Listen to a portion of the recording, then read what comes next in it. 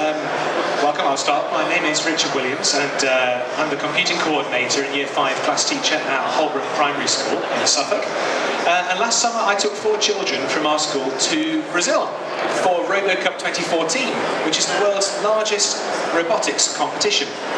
I'm here today to tell you about our trip, what we did to get there, and about the fantastic opportunities that RoboCup can offer to your school if you choose to take part, if you choose to work in the RoboCup area. So I'm going to give you some facts about RoboCup, how it's organised and run, and then I'm going to briefly cover all the different leagues and disciplines within the competition. And I'll explain to you how you could set up a club within your own school or college if you choose to take part in this, as well as a few insider tips from somebody who's actually been to one of the RoboCup international competitions. So, what is RoboCup? Well, it's the world's largest annual international robotics competition. It's effectively the World Cup of robotics. It was founded in 1997 and it was inspired by a challenge which has now become the competition's stated aim. And that challenge is this, that by the middle of the 21st century, a team of fully autonomous robot humanoid soccer players shall take part in a game against the reigning FIFA World Cup champions and win. It's a formidable challenge, but this is what drives the competition forwards. The aim of the competition, really, of the whole organisation, is to promote peaceful and innovative robotics and research into artificial intelligence, whilst providing a publicly appealing competition such that spectators will want to come and watch and experience the excitement of robotics. Now, in light of this, RoboCup has branched out to incorporate other competitions as well, including various educational initiatives, not just soccer. As you might have seen already, there are some robotic rescue leagues. Now, these are aimed to encourage research and development into rescue robotics. As you might be aware, rescue robots have been used in a variety of disaster situations, such as buildings on fire, mine collapses, nuclear disasters, or deep sea situations. Environments basically where human beings it's not safe for them to work. So we need to develop robots to help rescue lives in those situations. And the RoboCup competition encourages rescue robotics to try and these are all done as competitions, to try and encourage the development of rescue robotics. There's also the RoboCup at Home League, which is a series of competitions about domestic home help robots. We had great fun with Brazil watching competition between 2 robots with the challenge to remove the lid off a tin of Doritos, which is actually quite a hard thing to get a robot to do, but it's really important to push forward the development of this kind of robotics. And there's also the RoboCup Logistics League, which I must say I don't fully understand, but it's about, it's a competition that's focused on finding flexible solutions for industrial production using autonomous robots. It's effectively robots that would be used in a warehouse, but it's put into a competition environment so that it's pushing forward the boundaries of the programming and the development of such robots so that development is moving forwards. Now, it's a huge event. We say 4,000 competitors from more than 50 countries, and there are more than 60,000 spectators go and actually watch these events. They're a huge deal. They are like the Olympics of robotics, the World Cup of robotics. When the event is actually taking place, the media coverage is massive, and this was taken in the Netherlands back in 2013. It's a really huge event. So, how do schools take part in this? Well, one of the major parts of RoboCup is RoboCup Junior, which is a separate competition which is run in parallel to the major leagues of international RoboCup. It's held in the same venue, the same time, the same place, and it's run by the same organisation. But obviously, it's aimed at 18 years and under, and that's subdivided into primary and secondary categories as well, so that children are encouraged to take part in the development of robotics with competition element as well. But they're going up against able peers, so it's a fair competition. Now, it's obviously for school and college children, So the aim is more about encouraging their minds, their thinking, encouraging their skills as programmers, as robotic developers, rather than actually pushing forward the boundaries of robotics. But it has the same ethos as the major competition. As I say, it's all part of the same umbrella, and that is there's a strong emphasis on collaboration. All code is shared at the end of the competition so that it pushes forwards the development, so that next year everybody has to raise their game, nobody can stay still and keep winning. There's a strong emphasis on fair play and creativity, and there's a great degree of celebrating culture. When you're there, you're representing your nation, and there is a great degree of countries really sponsoring their teams to go there, to take part, and to be part of what is a massive cultural experience. Now, like the major RoboCup, RoboCup Junior is organised into sub-competitions. There is the soccer competition, which you can see taking place here. The robots aren't humanoid, they're all wheeled robots. It's usually 2-on-2 or 1-on-1, although this year in Brazil they had a 5-on-5 competition, which the Brazilians, the spectators, they loved watching that. They were cheering on like mad. Obviously, it was a great place for a soccer competition. There's also the Rescue League. This is where the robots have to find their way around a simulated home. And there's challenges such as obstacles in the way, walls, and the robots are all built by children, programmed by children to try and find their way around, and using the same search and rescue strategies that adults are using when they're developing the robots in the major leagues of the competition. These are some of the UK competitors. There are some secondary technological colleges that are doing this, and the robots are mostly built out of Lego NXTs, Arduinos, and all sorts of other small programming devices. A lot of Lego is used. There's also one other fantastic thing, which is not in the major leagues, which is Robo Dance, which is a wonderful collaborative cultural experience for the children who take part in those leagues. And the design with that is that there are robots on stage very similar to this one, about the same size, and you can see an example here. The robots are all built by the children, programmed by the children, and they're put together in part of a collaborative dance. This is Queen Maxima of the Netherlands watching in 2013. And the robots have to dance on stage with the children performers. The children design, test, create, and a lot of the robots that you see there are built using, again, Lego NXTs and Arduino boards and other similar sorts of programming. But it's a great chance for children to show off their culture, their background, and it's a real opportunity for them to really get to grips with programming and the skills of programming. But it's also fantastically designed to encourage girls into programming, because it has that dance element. Although obviously boys love it as well, because it's about robots and programming. This is a Japanese boy who built a samurai robot and did a samurai dance. One final thing to mention is the international exchange. At the end of the event, children are put together into teams. So the children that I took to Brazil were linked with a group of Austrians and Chinese children, and they were encouraged to work towards a challenge together, collaboratively, sharing the same goal and basically trying to talk to each other effectively in computer language. They didn't share the same language to speak, but they could talk to each other in terms of what they wanted the robot to achieve. It's a wonderful opportunity. So these are some of the leagues: the dance, the rescue, and the soccer.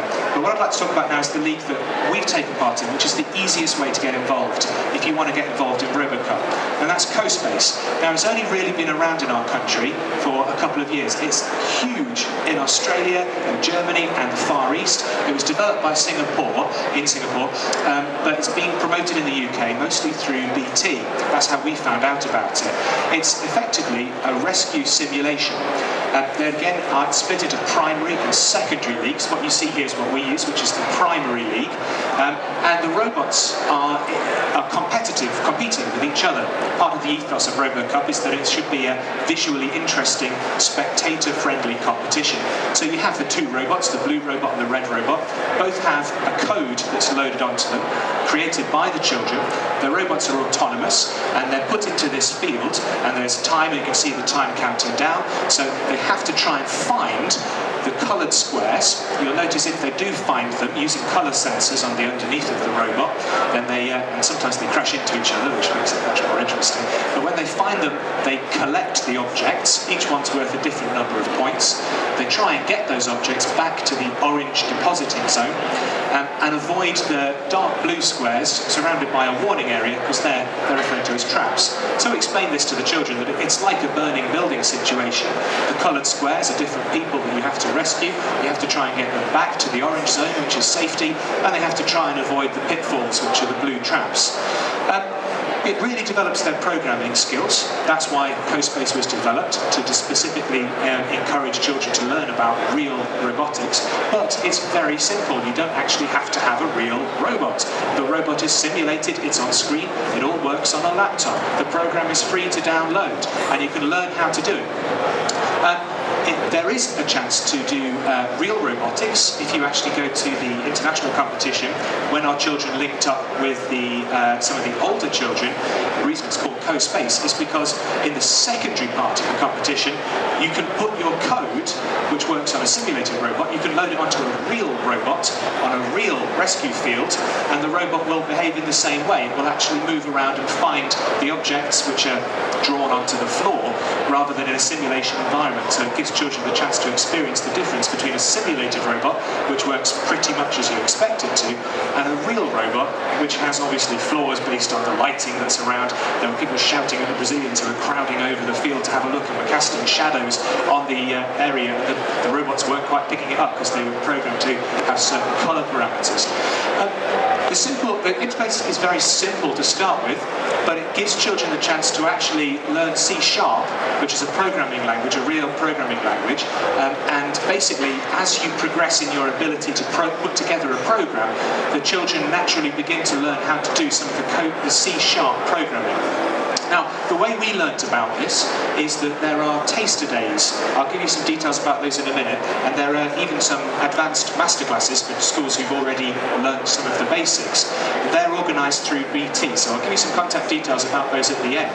But they're a fantastic opportunity for children to learn about CoSpace, learn about how it works, and have a chance to do a hands-on sort of competition. There is the possibility to do online competition. If you can't make it to the CoSpace Taster Days, schools can learn how to do this through the online resources, which I'll show you at the end. And then the codes can be emailed, because it's a simulation, they can be emailed school to school. We've sent codes to some of the contacts that we met in other countries, and we can have a little mini international friendly competition. So the school in Austria that's put together a program emails it to us, we email them our program, and we run it on the CoSpace simulation program and work out who would have the most points.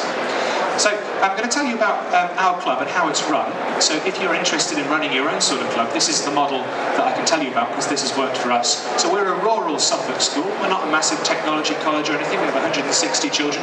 Deer on our playground when we have to chase them off in the morning. But our club is aimed at years 4 to year 6. That's because some of the skills that are involved in this are a little bit too complex, although I've got year 2s all the time telling me that they've downloaded the program at home and they want to come into the club and have a go at it. It's worked for us. We've been national champions in the CoSpace Primary League in 2014, and that was up against 40 other teams. So that's the number of teams that are sort of taking part at the moment, 40 other teams from across the UK. Because we were the national champions, we were invited to represent the UK at RoboCup Junior 2014, which was in Brazil. I'm going to talk about that in a second, and how we had to raise £15,000 to actually take our children there, and some of the national media coverage that we experienced as a result of that. So let's have a look at the national finals. This is what we went through to get there. So we set up our club. This is what the competitions look like. So far, the competitions that we've been to have been based at BT's Adastral Park in Suffolk, but there are events taking place in every corner of the country now. These taster days are happening everywhere, but this is our experience that I'll share with you. So you can see schools from across the area turn up. As I say, there were 40 teams there. What they do is at the event, they release a new field, so a new platform with the blocks in different places, the walls in different places, the traps in different places. And the children have several hours to create or to modify their program with different search strategies to try and find the most efficient way to score the most points, to rescue the most tokens and take them back to the depositing area. Then it's organised as round-robin competitions, so the children, each team puts their program onto a USB, they go to another team, and it's put in USBs, the code is shared, and the competition is run. The scores are then accumulated, and then with the teams that have the most points go up against each other on the main stage. There are quarterfinals, semi-finals, and we've been lucky to be in the finals on the occasions that we've been. These taster days don't give any funding, just to make sure you're aware of that, but they're a fun opportunity for the children to learn about programming, to actually get a taste of RoboCup, and to take part in competitive robotics. A lot of robotics that I've seen today, there's no element of competition, which really makes it that bit more inspiring for people who can take part. So let's have a look at what it's like if you make it to a RoboCup final. This was us in Brazil, 70,000 spectators this year. As you can imagine, it was difficult to raise the funds. Small rural Suffolk primary school, but we did raise 2/3 of the amount. So we raised £10,000 through corporate sponsorship, the number of companies that were interested in backing young children who were good at programming.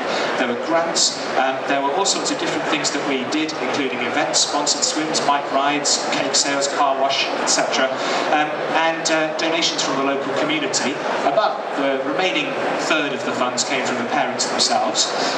The reason it cost so much is because we thought it was best to have each child having a parent with them, just for safeguarding. So Brazil, the event was incredibly well organised. I was a games maker at the Olympics, and the only thing I can compare it to is that we booked our trip through a organised travel agency. All of the hotels were approved. We were worried because it was Brazil, and there's obviously concerns about Brazil, but we had extra security police to protect us. All of the transport was put on for us. We were in minibuses. It was a fantastically well organised competition. At the competition, the children had to do a technical presentation. This is where they had to show that it was them, the children, who knew how to make the program and how it all works. The idea is that the children have to be able to do it themselves. It's about developing their minds. It's not a test of how good their mentor is. It's a test of what the children could do. And we were very pleased to get 100% in that, so I guess it's not me who's doing a good job, it was the children who did a great job. We made an academic poster. There's a strong emphasis on learning and collaborating, so the poster goes up the minute you arrive and everybody else can see what you're thinking and how you do it. The main competition was held over 3 days, and again, very much like the taster days in the UK, they would release a new field every morning, a new different situation, some of them with many walls and different sort of obstacles and challenges, and the children were literally locked away in a room. I wasn't allowed anywhere near them, which as a teacher made me very nervous, but they got on fantastically, and they worked really well, and they had collaboration from other students who were in the room. They put together their program and they tested it on the big screen. Hundreds of Brazilians all stood around watching the programming, working. Fantastic experience for those children. Again, it worked like a round-robin competition. I'll briefly mention the programming challenge. This is whereby the children are expected to do something different with the program. So our children were given a labyrinth field, and they had to program the robot to get from A to B within the labyrinth, which is something totally different from what we learned how to do back in the UK. And they did fantastically. We got 100% on that. That was another area where we were really successful. I mentioned the media attention. It was huge. We were interviewed numerous times by Brazilian media. We were covered in the local newspaper back in Suffolk, and we went to BBC Radio several times. It was an incredibly friendly atmosphere. This is some of the contacts that we made from people from the major leagues. This is a team from the University of Hertfordshire who take part in the Humanoid Soccer League for the RoboCup majors. And it was an incredible experience, not just for the children, but I'm going to talk now about the benefits that it had beyond the children that we took with us, the benefits for our whole school community. So, when we got back, we were obviously very keen to build and have a legacy from our trip because we'd invested a large amount of it in the community. One of the things that was fantastic was that we were able to then take children to visit some of the teams, some of the contacts that we'd met on the trip. So here we are with our children going back to the University of Hertfordshire with children who didn't go to Brazil, but children we managed to organise this as a trip, and they got to go and learn about robotics. This was just one of the fantastic experiences that they got as a legacy from the trip. One of the other things that was fantastic for us now is that one of our sponsors towards the trip was a leading 3D printing company who was so inspired by our trip to Brazil that they designed and made a 3D printable mascot. You might have seen it in the last video. So they 3D printed mascots for us, and we got to go and visit them at their 3D printing shop in London. And they've worked with us on a project recently whereby 2/3 of the children in our school have got to make and have 3D printed their own 3D mascot. Again, we've got media coverage for this, but it was all as an overspill for being involved in something as inspirational as RoboCup. So, if you are interested, the next RoboCup takes place in Haifa in China. That's this summer. And you can see I've put the dates for the finals up there, which is the national finals, and that is for RoboCup Soccer, Robo Dance, and Robo Rescue. The CoSpace finals, again, they're organised slightly differently because they're aimed to have a broader appeal to schools. They're on the 19th of March, and they will be at BETT's at Astral Park. I can give you more details if you want later about some of the taster days and the information about what might be going on in your area. But the national finals, by the way, they're in Warwickshire. We're going to go to those because we're taking part this year. We're trying to take part this year in the Dance League, putting together a little robotics dance whereby the robots dance around the stage and our children are going to dress up, and we haven't quite choreographed it yet. We're working on it. But the reason I'm here today is to try and get people interested in this, because at the moment we're actually struggling to find other UK robo dance teams in the primary area. There just don't seem to be any, certainly not in our area. So the first chance we're going to get to compete in the robotics dance is going to be at the national finals. And theoretically, if we win that, we have the right to go to China, and we have the right to go and represent the UK again. This is a fantastic opportunity that no schools are really that excited about, but it's incredible. It's been incredible for our school. It's really put us on the map. It's been a fantastic career opportunity for me. Here we are, again, this is the 3D printing factory. I've been talking to people around this BETT today about what we're doing now as a school because of the connections we've made through RoboCup with this 3D printing company and what our children are doing. But it's really been a fantastic catalyst for our school. So, I mean, if you have 1 hour after school a week and you want to take a robotics club, a coding club, to the next level, try RoboCup. It's absolutely fantastic. There's so much that can be done within the RoboCup umbrella. I'm going to put some contacts up for you on the screen now. First of all is my email and our school website. The red ones are all emails, so if you're interested in CoSpace and you don't want to go through me, if you can email CoSpace@robocupjunior@gmail.com, they can give you all the information about how to be involved in CoSpace. If you're interested in the soccer leagues, then I've got some contacts here for you for schools that have been doing it, UK colleges mostly, that have been doing it for a number of years, which is Warwick School and Princethorpe College. Princethorpe College is where the national finals are going to be for the soccer, rescue and dance. There is no UK contact at the moment for dance. That's the trouble. So there's nothing there for that. But if you're interested in the rescue leagues, there's Kate Sims and Adrian, this is Christ College Finchley, and they're just north of London. They do a great job with rescue. And then of course there's two websites, which is RoboCup Junior UK, but if you're interested in the CoSpace, then that's the CoSpace website. My email is at the top. I'm happy to answer any questions you have to do with this. This video is likely to be put onto the CoSpace website of my presentation because the people in Singapore are really wanting to push this and get this to be as massive in Britain as it is in the Far East and Australia. But for some reason it seems to be a hard sell. I don't know why. I think it's fantastic. I've got to go to Brazil. I might get to go to China. The year after that is Germany. It's something that's really fantastic. Get on the boat. Get your school doing it. It's really not that difficult. It's effectively free. So if you have any questions, I'm happy to answer them now. I'm going to be around for 5-10 more minutes. If you want to talk to me about what we've got up to, what you could be doing at your school and the opportunities, then I'm very happy to answer any questions. Thank you very much for listening.